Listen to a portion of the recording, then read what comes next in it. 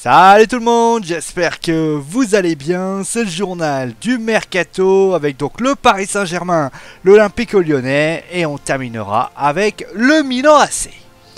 Mais débutons donc avec le Paris Saint-Germain, c'est le point Mercato, hein, comme à chaque fois. Donc on a mis une petite journée de repos hier, mais on reprend bien sûr de plus belle avec des départs et des arrivées. Pour ce qui s'agit d'ailleurs, on va commencer déjà avec la rumeur du soir, on va appeler ça comme ça.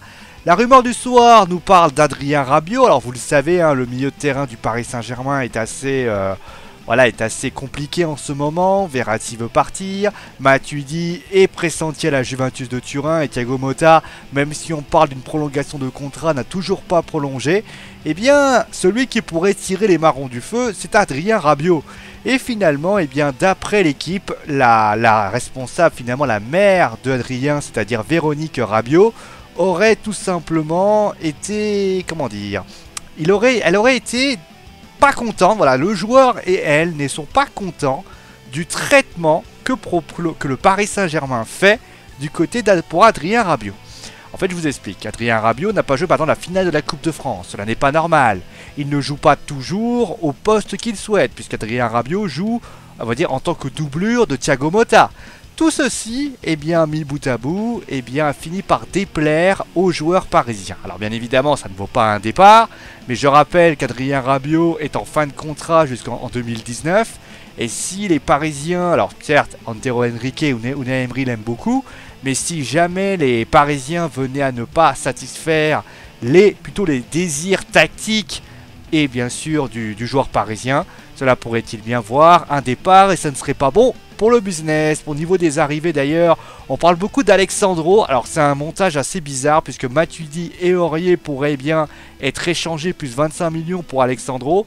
Mais on parle aussi de Kylian Mbappé. Alors Kylian Mbappé, a priori, Paris semble-t-il en vraie pole position, hein, parce que Florentino Pérez a déjà déclaré que oui, il n'était pas sûr de le voir venir. Il y a beaucoup de bons joueurs au Real et forcément, le voir jouer au Real sera difficile. Et donc forcément, eh bien, Kylian Mbappé pourrait se diriger du côté, alors que le Paris Saint-Germain voudrait dépenser 140 millions d'euros. Le Paris Saint-Germain pourrait donc eh bien, voir arriver Kylian Mbappé. Et il ne serait pas le seul à voir arriver, puisque Fabinho pourrait arriver également dans la valise en même temps que Kylian Mbappé, puisque Fabinho ne serait pas à Manchester United. La raison est simple, hein, José Mourinho n'est pas fan du joueur et il serait donc sur Nemanja Matic et plutôt un joueur comme Fabinho, et donc eh bien Fabinho pourrait donc se retrouver du côté du Paris Saint-Germain. On passe maintenant eh bien, à l'Olympique Lyonnais avec deux informations. La première, c'est Maxime Gonalons. Alors on en avait parlé il y a quelques jours, c'est plutôt une confirmation. Maxime Gonalons eh bien, va signer à l'AS Roma. Le contrat est de 3-4 ans et il sera donc avec un salaire de 3 à 4 millions d'euros par an. Pour une somme de 5 millions d'euros pour l'Olympique Lyonnais.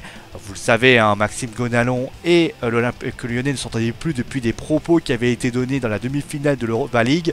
Et donc Jean-Michel Aulas avait décidé de le vendre. D'ailleurs, en parlant de ça, Ferland Mendy, lui, qui est venu du Havre, eh bien, a signé avec l'Olympique Lyonnais un contrat de 5 ans qui pourra être proposé. Il a d'ailleurs fait une conférence de presse. Donc tout ceci va plutôt bien du côté des Gones. Et on termine maintenant avec eh bien, la recrue du Milan AC. Hein, vous le savez, le Milan AC est vraiment intéressant puisque vous le savez, le Paris Saint-Germain, enfin le Milan AC, un peu comme le Paris Saint-Germain, ils ont récupéré une manne financière très importante et ils peuvent donc récupérer du monde. Et ça sera donc la 5e recrue qui va être récupérée, Fabio Borini. Et oui, Borini qui a donc signé, donc joueur de Sunderland, qui a signé et qui passera donc la visite médicale et qui signera donc très bientôt avec le Milan AC. Voilà, vous savez tout, c'est donc la fin du journal du Mercato. Cette émission vous a plu. On se retrouve donc demain pour le dernier, eh bien sans doute encore une fois une grande pluie d'informations. Ce sera-t-il le dernier de la semaine? Je ne sais pas, mais en tout cas, moi je vous remercie. Je vous fais des gros bisous et je vous dis à très vite.